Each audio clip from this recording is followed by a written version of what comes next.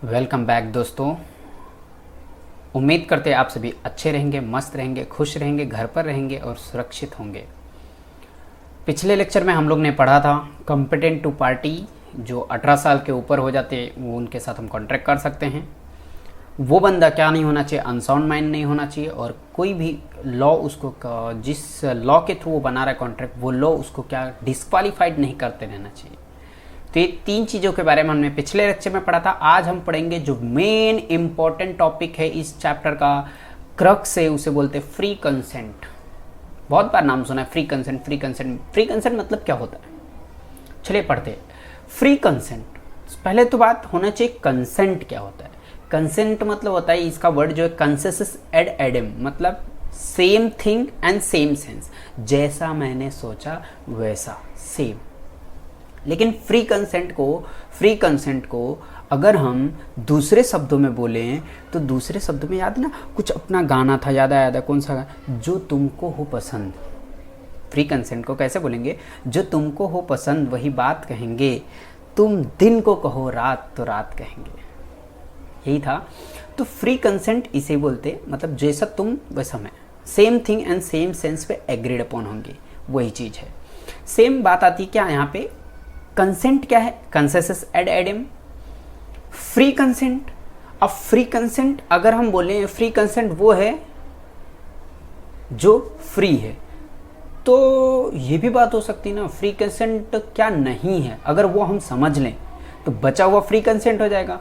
बहुत सारी चीज़ ऐसी हैं होती है ना, जैसे हमने टैक्स में पढ़ा होगा, TY BCom जिसने किया है या जो भी वो लेवल पे सुना होगा कि इनकम टैक्स क्या है या इंडियन इनकम क्या है। तो इंडियन इनकम जो फॉरेन इनकम नहीं है, वैसे सेम यहाँ पे भी है कि फ्री कंसेंट, जो फ्री कंसेंट है, अगर हम उसमें ये पता कर लें कि फ्री कंसेंट क्या नहीं है, तो बचा हुआ क्या हो जाएगा, फ्री कंसेंट। तो फ्री कंसेंट क्या नहीं है वो हम पढ़ेंगे। देखो यहाँ पे कुछ चीजें जिक्र किया हुआ है, consent is not free when it is caused by, क्या, पहला कोरिशन। कोरिशन क्या होता है, फोर्सफुली। अच्छा, फोर्सफुली मतलब क्या, फिजिकल प्रेशर, मारने काटने धमकी देने की बात आती है ना, बहुत कुछ कर लूंगा, देख लेंगे, ये सब किसमें, कोर्शन में होता है। कोर्शन में क्या होता है कि फोर्सफुली दबाव के प्रति तुम्हें ऐसा फोर्स करेंगे, चल कनपटी पे गन रखा, बोल एग्रीमेंट बनाता कि नहीं बनाता, प्रॉपर्टी देता कि नहीं देता, तो क्या हो जाएगा, कोर्शन, जिसमें फिजिकल प्रेशर है, फोर्सफुली है। दूसरा, अच्छा ये क्या है, वॉइडेबल हो जाएगा, ये कॉन्ट्रैक्ट क्या हो जाएगा, वॉइडेबल। दूसरा था अनड्यू इन्फ्लुएंस, अनड्यूली एडवांटेज, या किसी की इच्छा को नियंत्रित करके अपने वश में लेना, जैसे जैसे जैसे किसी की इच्छा के साथ खिलवाड़ करना, वो अपनी इच्छा स्वेच्छा से वो डिसीजन नहीं ले पाता है, जैसे दबाव बनाना। जैसे डॉक्टर पेशेंट है, डॉक्टर ने पेट फाड़ के रख दिया, बोला 10 लाख रुपए देगा तो ही सिलूंगा, तो देना पड़ेगा। सेम मम्मी पापा के साथ बच्चे, मतलब पेरेंट्स के साथ उनके बच्चे, पापा, फादर एंड सन बोलता है, पापा बोलता है बेटा मेरी आखिरी इच्छा है कि तुम इससे शादी करो, मजबूरी में शादी करना पड़ेगा, है ना। आप पापा के भावनाओं के साथ खिलवाड़ नहीं कर सकते। अटैक कर लेगा, अरे बाप रे मुझे अटैक आ जाएगा, आज तुम्हें शादी करनी पड़ेगी, नहीं तो मैं, या तो तुम अपना डिसीजन ले लो या तो मैं आज जिंदा रहूँगा, बस आज मुझे तुम ऐसा करोगे ना तो मुझे अटैक आ जाएगा, मैं मर जाऊँगा, बेटा प्लीज़ इससे शादी कर लो। तो पप्पा ना हमें क्या कर रहे, दबाव बना रहे। सर कोर्शन में भी दबाव था, यहाँ पे भी दबाव था, बेटा वहाँ पे दबाव फिजिकल था, फोर्सफुली फिजिकल। यहाँ पे एंडी इन्फ्लुएंस में दबाव क्या है, मेंटली है, दिमाग की तरीके से, दिमाग मतलब मेंटल प्रेशर। यहाँ पे, वहाँ पे फिजिकल प्रेशर था, यहाँ पे मेंटल प्रेशर है। मेंटल को मोरल प्रेशर भी बोलते हैं। तो मेंटली प्रेशराइज यहाँ पे किया जाता है, उसे बोलते हैं अनड्यू इन्फ्लुएंस। अनड्यूली हमारी इच्छा के साथ खिलवाड़ करके, जैसे टीचर एंड स्टूडेंट, टीचर बोलते हैं ऐसा ऐसा करना पड़ेगा, तो बच्चे करते हैं, क्या करें। बाबा लोग, बाबा ज्ञानी बाबा लोग होते हैं ना, तो बाबा लोग क्या करते हैं, जाओ भक्त ऐसा करोगे तो तुम्हें ऐसा होगा, तुम ऐसा करो तो बाबा खुश होगा, है ना। तो अनड्यूली एडवांटेज लेते हैं किसी की इच्छा का। तीसरा आता है फ्रॉड। फ्रॉड क्या होता है, जिसमें जानबूझकर, विलिंगनेस टू डिफीट, हम इच्छा है मेरी कि मैं इसमें चीट करूंगा, मेरी इच्छा है, मैं जानबूझकर उस चीज़ में क्या करता हूँ, घुसता हूँ, जिसकी वजह से सामने वाले को नुकसान पहुँचता है और मुझे फ़ायदा पहुँचता है, तो उसे बोलते हैं फ्रॉड, धोखा, नाम तो सुना होगा। और नेक्स्ट बात आती है, ये under influence fraud and coercion, ये तीनों क्या हो जाएंगे, वर्डेबल कॉन्ट्रैक्ट। नेक्स्ट बात आती है मिसरिप्रेजेंटेशन। मिसरिप्रेजेंट, गुमराह करना, हमें नहीं पता था लेकिन अनड्यूली इस तरीके से हमें नहीं पता था, फिर भी सामने वालों को ऐसा कुछ मैंने बताया जिसकी वजह से उसको नुकसान, क्षति पहुंची और मुझे फायदा हुआ। सर जानबूझ के नुकसान पहुंचाया तो बेटा वो फ्रॉड है। हमें जानबूझ के नहीं बचाया बट मुझे फायदा हो गया, उसको नुकसान हो गया, हमने ऐसा कुछ किया था काम, उसे बोलते हैं मिसरिप्रेजेंटेट करना कोई भी चीज को। फिर लास्ट आता है मिस्टेक। मिसरिप्रेजेंटेशन भी क्या है, वर्डेबल है। मिस्टेक में क्या है, मिस्टेक का मतलब होता है त्रुटि, एरर, गलती। तो गलतियां यहां पे देखा जाए तो ये एक तरीके से वॉइड माना जाता है कॉन्ट्रैक्ट। अगर सिर्फ मिस्टेक है तो वॉइड है, बट उसको और एनालाइज किया गया और उसके अंदर में दो बच्चों को नीचे लाया गया जिसका नाम है, पहले बच्चे का है मिस्टेक ऑफ फैक्ट। उधर नहीं लिखा बेटा, इधर देखो, ध्यान दो। मिस्टेक ऑफ फैक्ट है और दूसरा मिस्टेक ऑफ लॉ है। एक होता है मिस्टेक ऑफ फैक्ट, एक दूसरा होता है mistake of law. Sir fact जो चीजें उसमें गलती हो गई, सच्चाई में, तत्व में गलती हो गई। दूसरा मिस्टेक ऑफ लॉ में गलती हो गई। सर मिस्टेक ऑफ फैक्ट में भी दो बच्चे हुए। सर मिस्टेक ऑफ फैक्ट हुआ तो वॉइड है, मिस्टेक ऑफ लॉ हुआ तो वैलिड है। बट और अंदर जाएंगे तो मिस्टेक ऑफ फैक्ट के अंदर भी दो चीज हुए। पहला क्या हुआ, यूनिलेटरल, अकेले ने, यूनिलेटरल मतलब सिंगल पार्टी, अकेली पार्टी ने अगर मिस्टेक किया, यूनिलेटरल। और दूसरा क्या हो सकता है, बायलेटरल। मतलब ध्यान दो, ऐसा कुछ चार्ट होता है, क्या चार्ट होता है, मिस्टेक के अंदर में दो बच्चे हैं, दो बच्चे, पहले बच्चे का नाम mistake of fact, mistake of law. Mistake of fact के अंदर दो बच्चे, यूनिलेटरल मिस्टेक और बायलेटरल मिस्टेक। यूनिलेटरल मिस्टेक मतलब सिंगल पार्टी, उसको पता नहीं था तत्व सच्चाई के बारे में, वो गलती कर बैठा तो वो वैलिड माना जाएगा। यूनिलेटरल, सिंगल, अकेले ने गलती किया तो वैलिड है। सर बहुत गलती किया, बायलेटरल, तो बेटा वाइड है, दोनों पार्टी पक्षपात। हम टर्म्स एंड कंडीशन देख लेंगे तो उसमें क्या हो जाएगा भाई, बायलेटरल किया तो वॉइड है। नेक्स्ट बात आती है मिस्टेक ऑफ लॉ के अंदर दो बच्चे।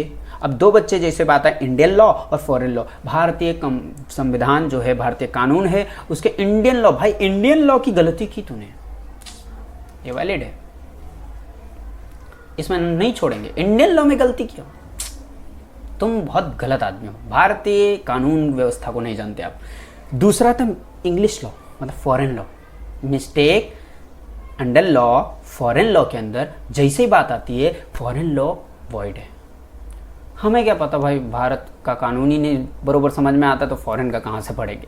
बट फॉरेन लॉ के अंदर भी दो बच्चे, वही सर्कमस्टेंस आया, यूनिलेटरल हुआ या बायलेटरल हुआ, दोनों पार्टी को नहीं पता था, एक पार्टी को नहीं पता था। सर दोनों पार्टी को जो नहीं पता था ना, दोनों पार्टी को दोनों पार्टी को वो वाइड हो जाएगा। लेकिन एक पार्टी को पता था, एक को नहीं, तो वैलिड है। समझा?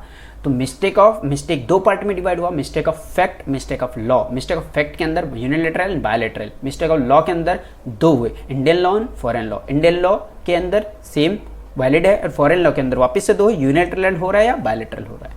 ठीक है, तो ये चीज आप विशेष ध्यान देना। ठीक है, बहुत ही इंपॉर्टेंट चैप्टर है, जितना इसमें ध्यान दिया जाए उतना कम है, तो एकदम फुल्ली कॉन्सेंट्रेट रहना भाई। ठीक है, तो यहाँ पे कोर्जन में क्या होता है, एक बार वापस देखेंगे। कोर्जन के अंदर क्या होता है, फिजिकल फोर्स जो कि वर्डेबल है। इसके अंदर फिजिकल फोर्स मारना मतलब गणपति पे बंदूक रखना भी होता है ना, धमकी देना, सुसाइड, मार डालेंगे, मर्डर कर देंगे, है ना। और अंडर इन्फ्लुएंस के अंदर क्या होता है, मेंटल और मोरल फोर्स, पप्पा बेटा, टीचर स्टूडेंट, बाबा शिष्य, है ना, डॉक्टर पेशेंट। एंड फ्रॉड के अंदर क्या होता है, जानबूझकर गलती करना, है ना, जो डिफीट करता ना जानबूझ के करता है। और यहाँ पे मिसरिप्रेजेंटेशन के अंदर अनजाने में हो गया, सामने वालों को गलती से नुकसान हुआ और हमें फायदा हुआ, मिसरिप्रेजेंटेट। तो ये चारों बेटा क्या हैं, वर्डेबल हैं। और मिस्टेक क्या है, यहाँ पे वर्ड है सिंपल, जो मिस्टेक मैंने समझाया। अब ध्यान दो, एक चीज और बताता हूँ इसमें, coercion, under influence, fraud, misrepresent. देखो CU हम क्या करेंगे, CUFM, अच्छा ऐसा नहीं याद रहो तो ध्यान दो। फ्रॉड मतलब धोखा, खतरा, फ्रॉड मतलब खतरा, तो 17 पे खतरा आता है, तो सेक्शन नंबर 17 के अंदर फ्रॉड आता है, तो 17 पे खतरा, और 17 के पहले 2 है CU, तो 15, 16, और मिसरिप्रेजेंटेशन बाद में, तो उसको बोलते हैं हम क्या, 18। प्रेजेंटेशन को 18 बोल देंगे। अब बाकी बचा 20, 21, 22, ये भैया इसमें मिस्टेक में आते हैं, तो ये हम बढ़ेंगे आगे, ठीक है। फिलहाल अब यहाँ पे जो चार्ट बनाइए, देखो ये क्या लिखा है, कॉन्ट्रैक्ट इज वॉइडेबल, इन चारों की बात की है, और मिस्टेक वॉइड है। मिस्टेक के दो बच्चे, bilateral mistake and unilateral mistake, जो आपने देख रहे हैं यहाँ पे। एंड यूनिलैटरल बायलैटरल के अंदर क्या है, सब्जेक्ट मैटर जो भी रहेगा एंड पॉसिबिलिटी ऑफ परफॉर्मेंस रहेगा, उसको देखेंगे हम। यूनिलैटरल के अंदर क्या देखेंगे, नेचर ऑफ कॉन्ट्रैक्ट क्या है, आइडेंटिटी ऑफ पर्सन, ये दो चीज़ें। द डेफिनेशन देखो क्या है, 13 नंबर से लेके 19 नंबर तक ये चालू होता है सेक्शन, बट यहाँ पे हम पढ़ाएंगे क्या कंसेंट का मीनिंग। ये लोग बता रहे थे कि जहाँ पे दो या दो से अधिक लोग said to consent when they are agreed upon same thing in the same sense, same thing and same sense, same, दोनों का सेम, जैसे सच मैंने कहा वैसे उसने समझा, बस उसे क्या बोलते हैं हम, फ्री, उसे बोलते हैं कंसेंट। बट इसको फ्रीली रहना चाहिए। अगर ये नॉट फ्री तो ये 4-5 लोग बीच में आ जाएंगे, coercion, under influence, mistake, coercion, under influence, fraud, representation and mistake, ये सब। तो आप यहाँ पे देखो क्या है, ये सब उसको समझाया हुआ है। देखो definition of free consent. Free consent क्या है, मतलब क्या कि जो तुमको हो पसंद वही बात कहेंगे, तुम दिन को कहो रात तो रात कहेंगे। Consent is said to be free when it is not caused by, अगर ये नहीं हुआ तो फ्री माना जाएगा। पहला, coercion is defined section 15, and influence defined under 16, and fraud defined under section 17, and misrepresentation defined under 18, and mistake is subject to provision of 20, 21 and 22। तो मैंने समझा दिया, सेक्शन भी याद करा दिया। CU FM, CU क्या हुआ, FM बोला, FM CU, तो CU FM, F में फ्रॉड, फ्रॉड। अच्छा 15, 16, 17, 18, 15, 16, 17, 18 ऐसे याद रखो, या तो 15 नंबर के बस पकड़ के CU बोलो, उसके बाद में FM तो ऑटोमेटिक आ जाएगा। या ऐसे याद रखते हो, फ्रॉड मतलब खतरा, खतरा किस पे आता है, 17, 17 पे फ्रॉड, तो उसके 2 अक्षर पहले जाओ तो क्या हो जाएगा, CU, CU मतलब 15, 16, और FM तो F हो गया 17, और 18 M मतलब मिस्टेक, और मिस्टेक सॉरी मिस रिप्रेजेंटेशन, और 20, 21, 22 में मिस्टेक आ रहा है। तो चलो एक एक करके पढ़ते हैं। Elements of vitiating free consent. देखो क्वेश्चन 15, अब क्या लिखा है देखो ध्यान से, पर्सन इज कमिटिंग और थ्रेटनिंग टू कमिट, किया या करने की धमकी देता है। Any act forbidden by law, जो इंडियन पेनल कोड के हिसाब से वो लॉफुल, अनलॉफुल, गैर कानूनी है, वो करता है या करने की धमकी देता है, या threatening to detain any property, या प्रॉपर्टी जब्त करता है या करने की धमकी देता है, जो भी any what person whatever is the intention of causing any person to enter into agreement. इस इंटेंशन से वो क्या करता है, किसी के साथ एग्रीमेंट बनाता है, तो वो क्या होगा, वॉइडेबल होगा। बेटा ध्यान दो, इधर एनालिसिस वो लोग किया, वही चीज को समझाया जो मैंने ऊपर बताया। ये देखो करता है ना, प्रॉपर्टी इसमें आया, और तीसरा इंटेंशन कैसे a person to enter into an agreement. देखो इधर इफेक्ट्स क्या होगा, पहला इफेक्ट ये voidable, option of the party whose consent was so obtain. भाई मेरे कनपट्टी पे बंदूक रख के सामने वाले ने बोला 10 करोड़ की प्रॉपर्टी तुम्हारी 1 लाख में दो, और मैंने दे दिया, तो डिपेंड करता है मेरे ऊपर, एग्रीमेंट बनाया ना, डिपेंड करता है मेरे ऊपर कि मैं केस करूंगा कि नहीं करूंगा, है ना। अदर पार्टी जिसके साथ ये गलत हुआ है, ऑप्शन मेरे ऊपर, तो इसलिए वो क्या होगा, वर्डेबल।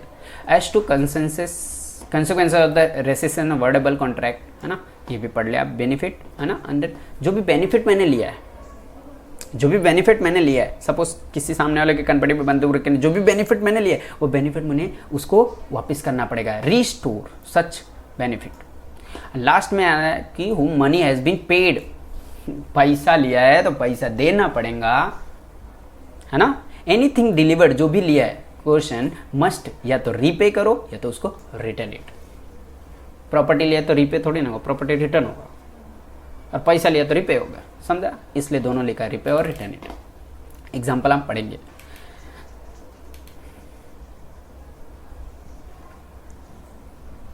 अब यहाँ पे ये वाला एग्जाम्पल मस्त है, देखो क्या बोला है, एक एजेंट बोलता है मैं तुम्हारे बुक्स नहीं दूंगा, किसको, प्रिंसिपल को। ओ बॉस तुम्हारी बुक्स हम नहीं देंगे जब तक तुम पूरी लायबिलिटी मेरे ऊपर से क्लियर नहीं करते। तो ये क्या होगा, क्वेश्चन ना, अनलॉफुल। सामने वाले ने क्या किया, क्लियर करते, रिलीज किया पूरा, तभी वो सामने से अब पूरा बुक्स देगा, किसको, प्रिंसिपल को।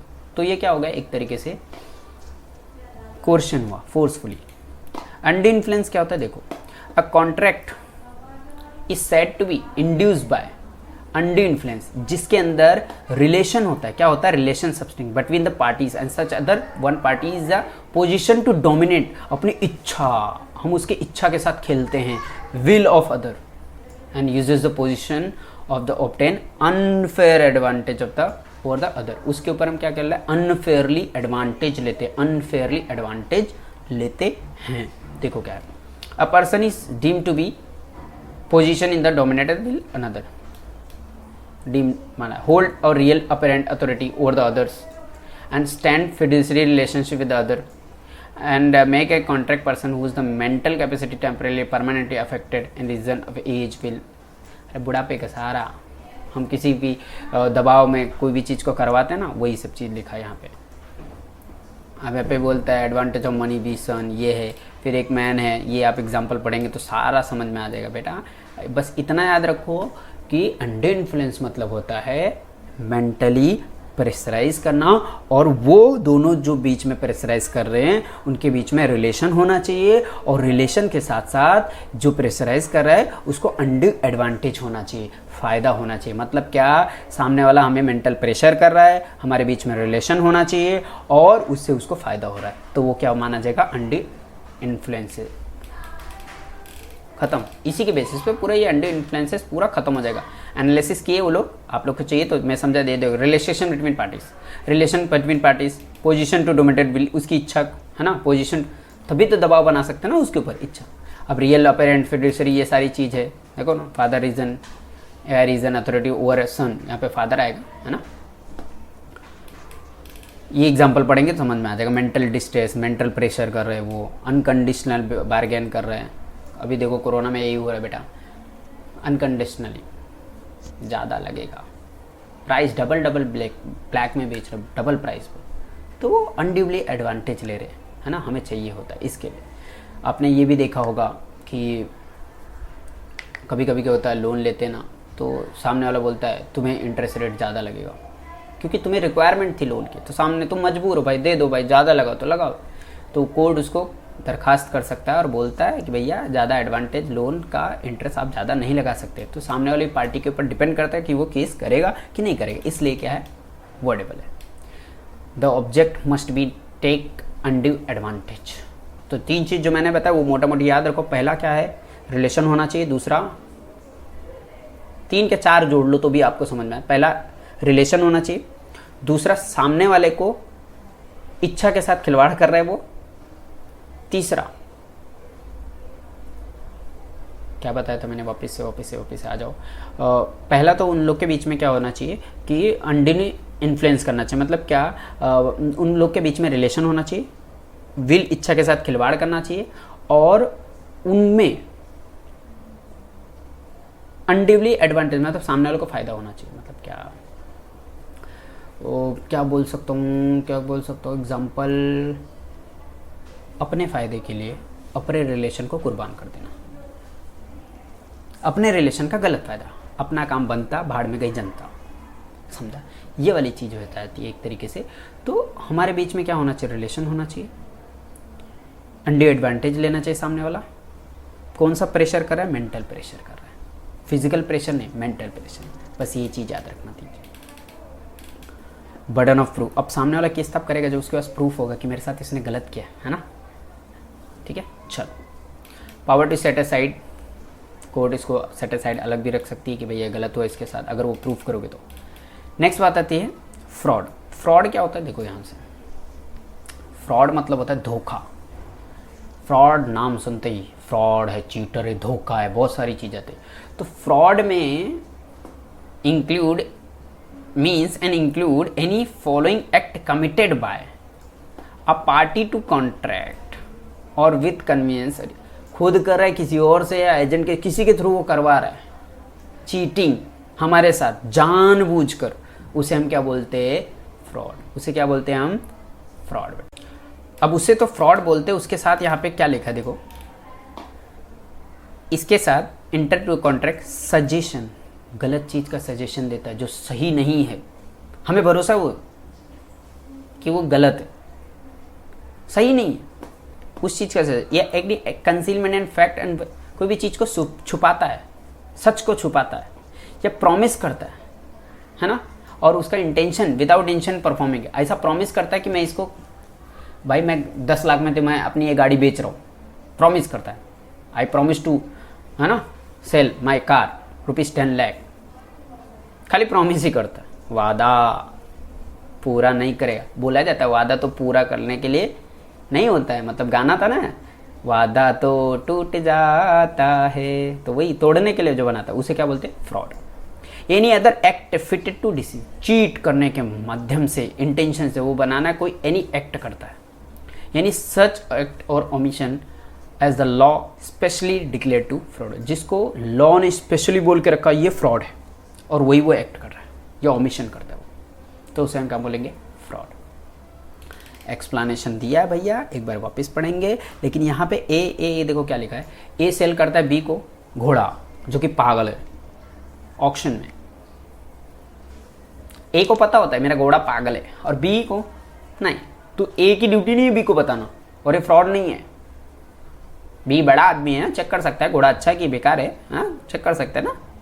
अब यहाँ पे ए, अगर मान लो बी छोटा होता, माइनर जस्ट 18 साल कंप्लीट होना, तो ए की ड्यूटी बनती है बताना कि भैया बी घोड़ा हमारा थोड़ा पागल है।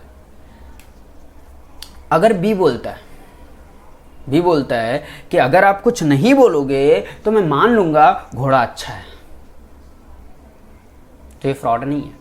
लेकिन here silent equivalent to speech, मतलब क्या, ना बोलना बोलने के बराबर है। अगर मैं गलती होगी घोड़े के अंदर, पागल होगा, और आप नहीं बोलते हो कि पागल है, तो यहाँ पे फ्रॉड माना है। मतलब क्या, बी बोलता है कि अगर आप कुछ नहीं बोलोगे तो मैं समझूंगा घोड़ा अच्छा, लेकिन घोड़ा पागल था, और ए बोलता है कुछ नहीं बोलता, तो ए क्या कर रहा है, फ्रॉड कर रहा है।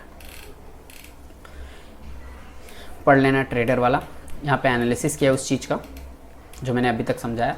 Effects of fraud upon validity of contract, मतलब क्या, सबसे पहले तो क्या है, ये क्या है, वॉडेबल है ना, at the option of the defrauded and the has do following remedies, उसके लिए सोल्यूशन क्या है। सामने वाला क्या कर सकता है, पहले तो वॉडेबल है, तोड़ सकता है, उसके ऊपर डिपेंड करता है, और उसके लिए रेमेडीज सोल्यूशन क्या है, he can resign the contract within reasonable time के अंदर वो रिजाइन कैंसिल कर सकता है contract, and he can sue कर सकता है, केस कर सकता है उसके ऊपर, and he can insist the performance of the contract. अगर उस टाइम पे ये हुआ होता, सच्चाई की पता चली होती, तो क्या हुआ होता, उसका सच्चाई क्या होती, उस चीज को ये बयां कर सकता है पूरा। He can insist the performance of contract on the condition that he shall be put in the position in which he would have been had the representation made been true उस टाइम पे। Mere silence not fraud, इसमें एक exception है, mayor silence is not, चुप रहना fraud नहीं माना गया। साइलेंट इक्विवेलेंट टू स्पीच बोला गया, जैसे जहां पे बोला जाता है कबूल है बेटा शादी करो, कबूल है कबूल है कबूल है, सामने वाला कुछ नहीं बोलता, इसका मतलब कबूल है। तुमने चोरी की है, तुमने चोरी की है, तुमने चोरी की है, सामने वाला नहीं बोलता है, मतलब चोरी की है ना। तो mayor silent is not fraud, चुप रहना फ्रॉड नहीं है। सामने वाले ने, मैंने बोला कि ये घोड़ा अच्छा है या बुरा है, सामने वाला कुछ बोल नहीं रहा, घोड़ा बुरा था, तो चुप रहना फ्रॉड नहीं है, बट मेरी ड्यूटी थी बताना, वो फ्रॉड है। ये देख लो, एग्जांपल पढ़ो, आपको समझ पाया जाएगा। देखो क्या लिखा है, H sold to W some pigs which were to knowledge suffering from fever. The pig were sold with all fault and did not disclose the fact favor to W. Held there was no fraud. यहाँ पे fraud नहीं माना जाएगा। क्यों भैया, तुम देख के नहीं लेके जा सकते, है ना। Next example, a sale by auction to B, वही हॉर्स घोड़ा वाला। अब यहाँ पे क्या, साइलेंट इज फ्रॉड व्हेन, कब, जब आपकी कर्तव्य ड्यूटी बनती है बोलने की, आप ड्यूटी बनती है बोलने की और चुप रहते हो। यहाँ पे लिखा है एम्बेरियम फेडेम, मतलब क्या, contract to utmost good faith, good faith बोलना जरूरी था आपको, ड्यूटी है आपकी, अटमोस्ट गुड फेथ में होना चाहिए, और आप नहीं बोलते हो, इसका मतलब आप धोखा कर रहे हो। चलिए, इसमें बहुत सारी चीज़ लिखा है। पहला फिड्यूशियरी रिलेशनशिप। अच्छा, इसको एग्जाम्पल के थ्रू पढ़े तो अगर मैंने एक ब्रोकर को बोला कि भैया मुझे शेयर खरीदना, और ब्रोकर ने अपना ही शेयर पकड़ा दिया और उसको अनडिली उसने एडवांटेज ले लिया, फ़ायदा ले लिया, अपना फ़ायदा ले, बेनिफिट ले लिया, और बेनिफिट क्या हमें पकड़ा, और उसका टर्म्स एंड कंडीशन हमें नहीं बताया, जबकि उसकी ड्यूटी थी बताना, नहीं बताया, तो वो क्या फ्रॉड किया। ऑटमोस्ट गुड फेथ में उसने नहीं काम किया है। Contract of insurance, insurance company बीमा करती है हमारे साथ, हमें पूरा टर्म्स एंड कंडीशन लिख के समझाती है, बताती है इसमें ये फ़ायदा है, नुकसान है ना, और अगर वो नहीं बताती है तो हमारे साथ फ्रॉड कर रही है। कॉन्ट्रैक्ट ऑफ मैरिज, शादी के लिए भाई ज़िंदगी जीवन यापन करना तो आपको बताना तो पड़ेगा ही, क्या गलती है, क्या अच्छाई गुणाई क्या है, फ़ायदा क्या है, सब चीज़। कॉन्ट्रैक्ट ऑफ फैमिली सेटलमेंट, इसमें भी आपको बताना पड़ेगा, फैमिली की बात है तो सारी चीज़ बताना पड़ेगा, फुल डिस्क्लोजर देना पड़ेगा, full and complete disclosure. And share allotment company, अगर कोई कंपनी शेयर अपने अलॉट करती है तो उसके पहले उसने प्रोस्पेक्टस निकालना रहता है, और प्रोस्पेक्टस में सारे terms and condition fully disclose करना चाहिए, कंपनी के ऑल मटेरियल फैक्ट। तो याद रखना ये चीज़, ऑल मटेरियल फैक्ट को उसको डिस्क्लोज करना चाहिए। Where the silence itself to equivalent to speech, silence क्या है, अपने आप में बोलने के बराबर है। कब? कबूल है, कबूल है, कबूल है, सामने वाला चुप रहता है, मतलब कबूल है। If you do not deny it, it shall assume the horse is sound, तुम अगर नहीं कुछ बोलोगे ना, मना नहीं करोगे, तो मैं समझूंगा कि घोड़ा पागल नहीं है, और सामने वाला चुप रहता है, मतलब घोड़ा पागल नहीं है। ठीक है, अब यहाँ पे देखो क्या लिखा है, in case of fraudulence silent contract not wordable, कब wordable है, पार्टी उस the consent was obtained has mean the discovering the truth with ordinary, सामने वाले सब कुछ है पता करने का, ड्यू डिलीजेंस सब कुछ है, ऑर्डिनरी डिलीजेंस सब कुछ है, टूल्स वगैरह सब कुछ है सच्चाई पता करने के लिए, और वहाँ पे मैं चुप रहता हूँ ना, तो फ्रॉड नहीं माना जाता, समझा, वर्डेबल नहीं माना जाएगा। ठीक है, नेक्स्ट बात आती है मिस रिप्रेजेंटेशन की, मिस रिप्रेजेंटेट करना किसी को, है ना। The positive assertion in the manner not warranted to the informed person making it of that which is not true though he believe is to be, नहीं पता होता है कि वो सच्चा है कि गलत है, हमें भी नहीं पता है, हम उसको मिस रिप्रेजेंटेट करते हैं। एग्जाम्पल अगर देखा जाए तो मैं बोलता हूँ, ए बोलता है कि बी, अगर मैं बोलता हूँ तुमको, मैं बोलता हूँ तुमको कि भैया इस कंपनी में वो सी है ना डायरेक्टर बनने वाला, और मुझे इन्फॉर्मेशन एम के थ्रू मिलता है। ए बी को बोलता है कि इसमें डायरेक्टर सी बनने वाला है, और मुझे इन्फॉर्मेशन कहाँ मिली थी, किससे मिली थी बोलो, एम से।